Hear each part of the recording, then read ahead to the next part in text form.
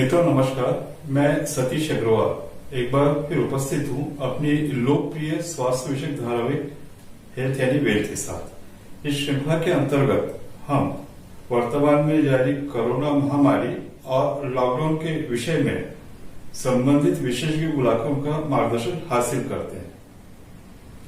हम अपने आप को बड़ा सौभाग्यशाली मानते हैं कि आज हमें जिन विशेषज्ञों का मार्गदर्शन हासिल हुआ है वे अकोला निवासी पेशे से चार्टर्ड अकाउंटेंट और राष्ट्रीय ख्याति के प्रशिक्षक है।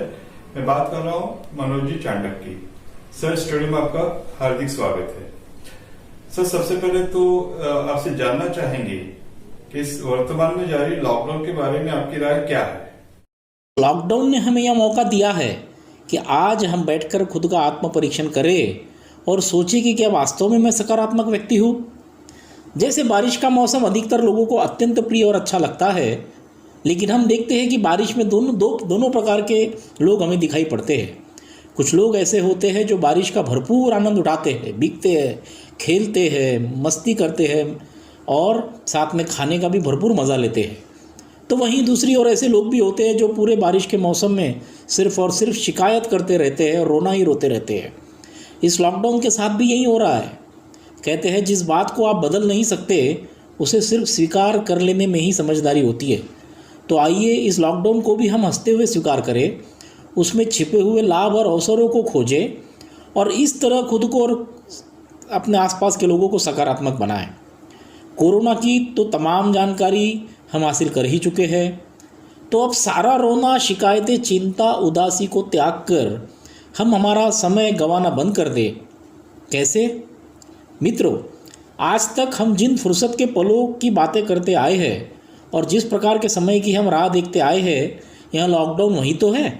सर, इस लॉकडाउन में जो हमारे पास में काफी समय है और हम सब लोग परिवार के साथ में हैं, तो समय के सदुपयोग के विषय में आपकी सलाह क्या होगी? अपनी हॉबी को करना और उसे विकसित करना, कोई नई बात सीखना, कोई नया हुनर सीखना। खुद का स्वॉट एनालिसिस और आत्म परीक्षण तो हम करते आए हैं, पर अब अपने परिवार के साथ बैठकर पूरे परिवार का स्वॉट एनालिसिस करना। उसी तरह यदि हमारे किसी रिश्तेदार या पड़ोसी के साथ हमारी कोई अनबन है, बातचीत बंद है किसी कारण, तो उसे कैसे सामान्य किया जा सकता है यह सोचना और पहल खुद होकर करना। अपने परिवार के प्रत्येक वयस्क सदस्य को हम अपनी आर्थिक स्थिति की पूरी जानकारी देना, अपने कर्ज, अपने निवेश, अपने लेने, अपने देने, बीमा आदि की सारी बातें बता देना और सबके साथ मिलकर निकट भविष्य के लिए एक आर्थिक योजना बनाना। अपने मोबाइल, लैपटॉप, पेन ड्राइव आदि में जो हमने हज़ारों फ़ोटो और वीडियो आज तक संभाल कर रखे हैं, उन्हें सबके साथ मिलकर देखना और अपनी पुरानी यादों को तरोताज़ा करना। रोज़ कुछ रिश्तेदार एवं मित्रों को ऑडियो या वीडियो कॉल करना। अपने ध्यान और भक्ति में अधिक समय बिताना और अपने उस प्रभु परमेश्वर के और निकट हो जाना। वो जो आपके घर की बालकनी है ना, हाँ वही बालकनी जिसे बनाते वक्त आपने कई सारे सपने देखे थे, उस बालकनी में अब कुछ पल बिताकर अपने सपनों को पूरा करना। पर हाँ, एक बात है, वहाँ बैठकर वहाँ समय बिताते हुए यदि आपको कुछ पीना है तो दोस्तों कॉफ़ी ही पीना। रोज़ भरपूर व्यायाम, योग, प्राणायाम करना, घर के बुज़ुर्गों के साथ ज़्यादा समय बिताना, उनके समय की बातें उनसे पूछना, उनसे जानना, क्योंकि वह बातें बताते वक्त उन्हें भी बड़ा अच्छा लगता है। कई सारे ऑनलाइन कोर्सेज इन दिनों हो रहे हैं, उन सभी कोर्सेज का लाभ उठाना, अलग अलग भाषाएं सीखना, कंप्यूटर के अलग अलग कोर्सेज करना, ऑनलाइन व्यक्तित्व विकास की कार्यशालाएं हो रही है उन्हें करना और इस तरीके से अपने व्यक्तित्व का विकास करना। पूरे परिवार के साथ बैठकर कुछ इंडोर गेम्स खेलना, हंसी मजाक करना, मस्ती करना, चिढ़ाना, कुछ अच्छी फिल्में या टीवी धारावाहिक देखना।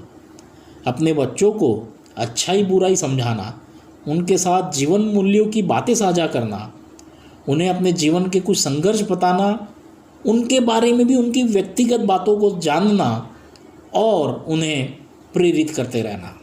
ऐसी कई सारी बातें आप कर सकते हैं जिनसे ना ही आप बोर होंगे और ना ही कोई नकारात्मकता आप में, आपके आसपास के लोगों में आएगी।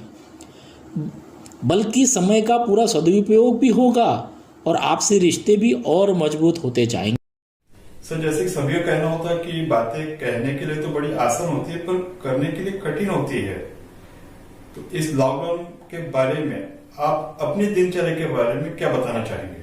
आपका लॉकडाउन 25 मार्च को शुरू हुआ था, पर मेरा लॉकडाउन आपके करीब 22 दिन पहले ही शुरू हो चुका था, क्योंकि मेरी तबीयत के कुछ इश्यूज़ के चलते मैं 3 मार्च से 12 मार्च तक हॉस्पिटलाइज था और 13 मार्च से डॉक्टर के कहने पर अपने घर पर ही आराम कर रहा हूँ।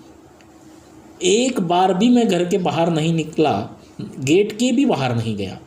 इसलिए निश्चित आपसे मेरा लॉकडाउन बड़ा है, ज़्यादा है, लेकिन मैं फिर भी इस लॉकडाउन का भरपूर आनंद उठा रहा हूँ, खुश हूँ, स्वस्थ हूँ, हंसता हुआ हूँ। मैं और क्या कर रहा हूँ वह भी आपको विस्तार से बताता हूँ। पूरे परिवार के साथ बैठकर मैं रोज़ रामायण धारावाहिक देख रहा हूँ। रोज़ थोड़ी देर पत्नी और बच्चों के साथ ताश कैरम खेलता हूँ, मस्ती करता हूँ, पुरानी यादें ताज़ा करता हूँ। पूरे परिवार के साथ रोज़ शाम में सबको लेकर पूजा घर में बैठता हूँ तथा हनुमान चालीसा, आरती, भजन आदि करता हूँ।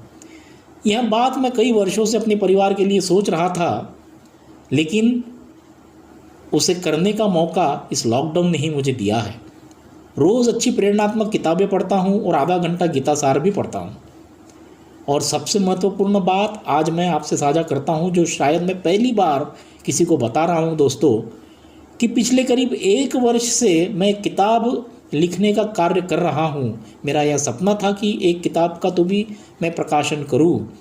उस किताब का इस लॉकडाउन शुरू होने के पहले करीब 70-80% काम पूर्ण हो चुका था, पर बचा हुआ काम पूरा करने के लिए यह लॉकडाउन मुझे बहुत फ़ायदेमंद साबित हो रहा है। आप जल्द ही उस किताब को प्रकाशित होते हुए देख पाएंगे। अंत में बस इतना कहना चाहूँगा कि सारी खबरदारियों को अपनाते हुए अपनी और सबकी सुरक्षा का पूर्ण ध्यान रखें, क्योंकि बीमारी जितना नुकसान पहुंचाती है दोस्तों, उससे ज़्यादा नुकसान उस बीमारी का डर या खौफ हमें पहुंचाता है। तो अपने शारीरिक और मानसिक दोनों स्वास्थ्य का पूरा ध्यान रखें और यह अवसर बीत जाए और उम्र भर फिर हमें पछतावा करना पड़े कि हमने सुनहरे अवसर को फालतू की बातों में व्यतीत कर दिया, गवा दिया। उससे पहले इस अवसर का आप भरपूर लाभ लेवे। सर, आपके शीघ्र और पूर्ण स्वास्थ्य लाभ के लिए हम प्रभु से प्रार्थना करते हैं और आपकी जो किताब लिखने का स्वप्न है वो ईश्वर पूरा करे और हम सब लोगों को वो किताब पढ़ने को मिले। तो मित्रों, आज मनोज जी चांडक के साथ हुई बातचीत आपको कैसी लगी? इस विषय में अपनी राय और आपके सुझाव स्क्रीन पर दिए गए नंबर पर आमंत्रित हैं। आपसे विदा का समय हो गया है। नमस्कार, जय हिंद।